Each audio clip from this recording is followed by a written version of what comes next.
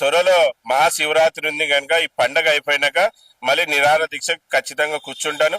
మా డ్రైవర్లకు న్యాయం జరిగేంత వరకు నా ప్రాణం పోయినా పర్లేదు, న్యాయం ఇప్పించేకి ఆడ కూర్చుంటాను సార్. గతంలో సుమన్ టీవీ చొరవతో విజయవాడలో మీకున్న ప్రధాన సమస్య ఒకటి తొలగిపోయింది అంటున్నారు సార్. నిజంగా అంటే సుమన్ టీవీ వాళ్ళకి పాదాభివందనం. ఈ రోజు సుమన్ టీవీ గురించి ఎంత చెప్పినా తక్కువనే సార్.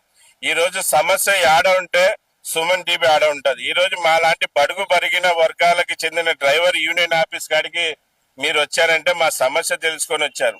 చాలా ఉన్నాయి కానీ వాళ్ళలాగా సుమన్ టీవీ కాదు. ఈ రోజు బీద వైపు, బీదోళ్ళ వైపు, బడుగు బరిగిన వర్గాల వైపు ఈ రోజు ఇటువంటి మాఫియాతోనే విజయవాడలో టాక్సీ డ్రైవర్లు అలాగే టాక్సీ ఓనర్లు ట్రావెల్స్ వాళ్ళు ఇబ్బంది పడేవాళ్ళు.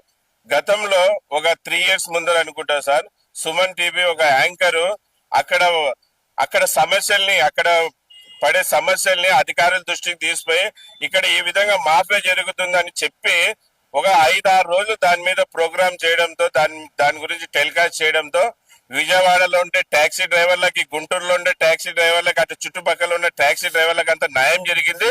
ఈ రోజు సుమన్ టీవీది ఆ యాంకర్ది ప్రతి ఇంట్లో పటం పెట్టుకొని పూజిస్తున్నారు. ఎందుకంటే ఈ రోజు సుమన్ టీవీ వాళ్ళు వాళ్ళకి న్యాయం చేశారు కనుక ఈ రోజు వాళ్ళు న్యాయం చేసినందుకు వాళ్ళ పేరు చెప్పుకొని ఈ రోజు విజయవాడ